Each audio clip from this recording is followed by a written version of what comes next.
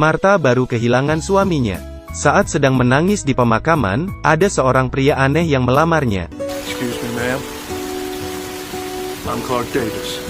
I have a proposition for you.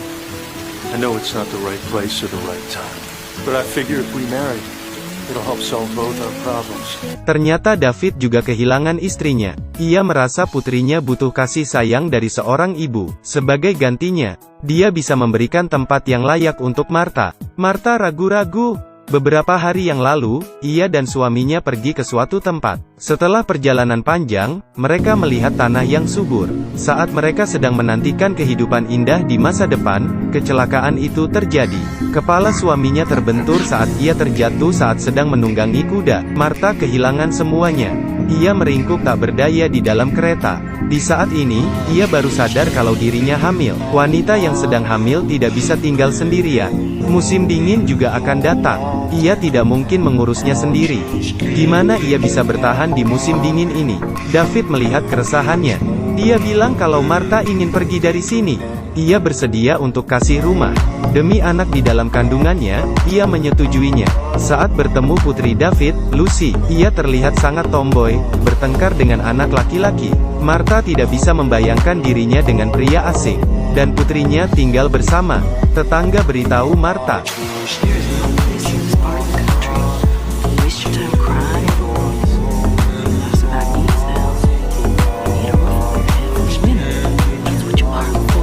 Martha dan David menyelesaikan acara pernikahan.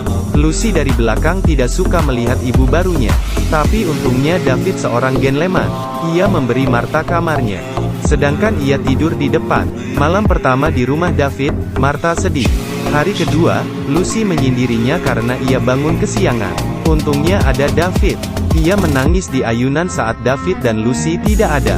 Ia melampiaskan kesedihannya karena kehilangan suaminya. Seharian menangis.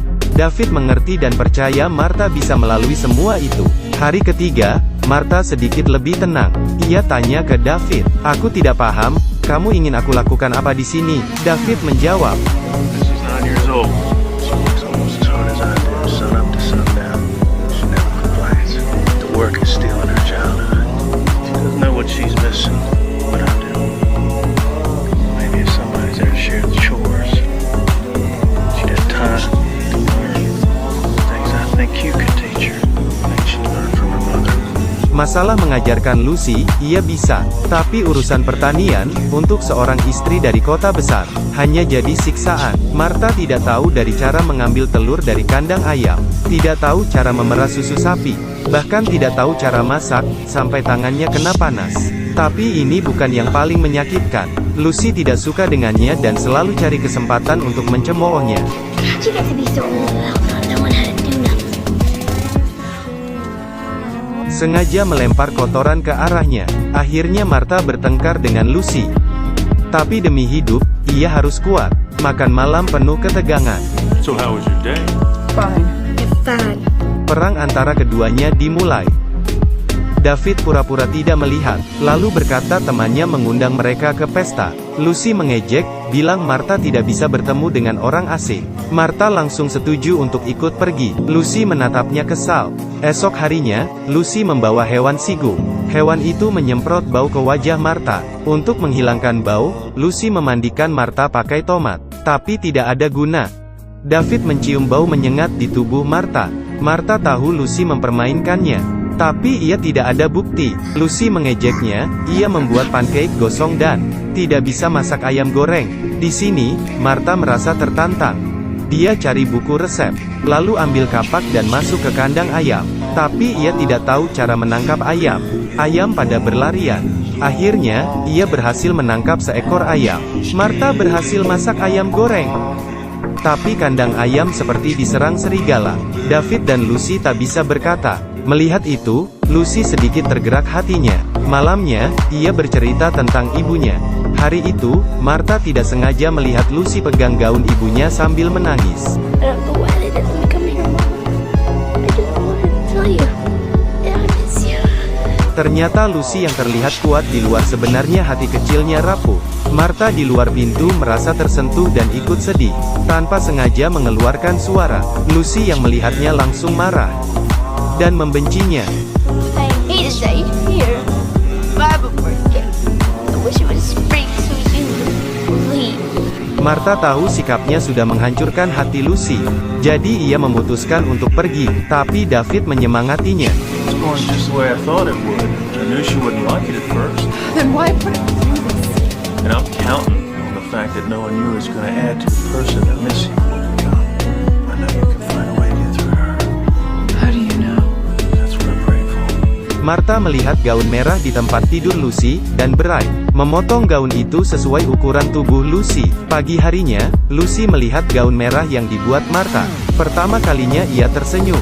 Memakai gaun merah sambil memeluk ayahnya dengan gembira. Marty juga tersenyum. Lucy menjadi pusat perhatian di pesta. Teman-temannya semua tercengang. Lucy berjalan dengan bangga. Ia bukan anak tanpa ibu lagi. David adalah pria yang luar biasa. Martha beritahu kalau ia hamil anak suaminya. David menjawab, Actually,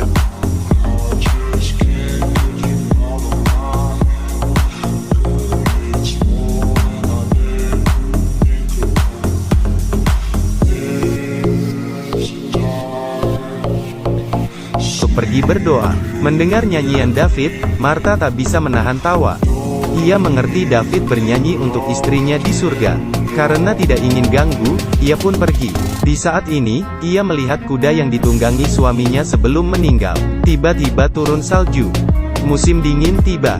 Saat David pulang ke rumah, tampak di luar sudah penuh dengan salju. Lucy berkata, Martha mengikutimu pergi, tapi belum kembali. David tahu ini bahaya. Ia bergegas keluar dan mencari Martha. Tak lama, ia menemukan Martha bersama seekor kuda. Badai salju semakin besar. Susah melihat jalan. Lucy menunggu di dalam rumah. Melihat waktu yang terus berlalu, ia buru-buru mengambil spatula dan panci, lalu mengetuk keras di depan pintu. David mendengar suara itu. Malam itu, David duduk di samping Martha. Martha belum sadar dan mimpi buruk. Lucy sedikit khawatir dan bertanya, What about the baby? baby's fine. Okay, I want to get some rest. badai salju terus-menerus turun, tapi di dalam ruangan kecil terasa hangat. Lucy sudah menerima ibu barunya. Dari situ, hubungan mereka membaik. Martha mengajari Lucy membaca. Lucy mengajari Martha pekerjaan pertanian. Beberapa bulan telah berlalu. Sampai di hari Martha melahirkan, Lucy menunggu di luar ruangan. Setelah mendengar tangisan bayi, Lucy tersenyum. Musim dingin sudah berlalu, langit menjadi tenang. Sudah waktunya Martha pergi. Tapi ia sudah beradaptasi dengan kehidupan di sini. Juga sudah menerima David dan Lucy. Saat David sedang memperlihatkan ketertarikannya, ia pergi dengan panik. Ia tidak tahu isi hatinya. Pernikahannya membuat dia bingung. Hari itu, ia menghampiri Martha dan melihat kecemasannya. Ia cerita pandangannya tentang cinta. Sometimes love isn't fireworks.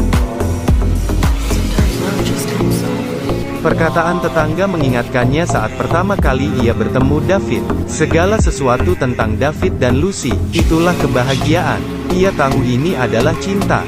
Martha menulis surat dan memasukkannya ke dalam pakaian David. Ia meminta Lucy untuk kasih pakaian itu ke David. Saat Martha bilang ia akan pergi, David tidak menghiraukannya. Ia pikir David tidak menyukainya.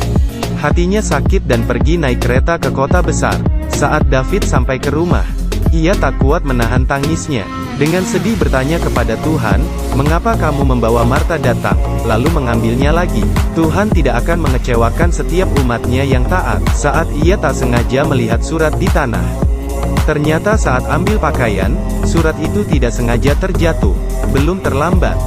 David menunggangi kuda mengejar Martha. Lalu ia berkata ke Martha,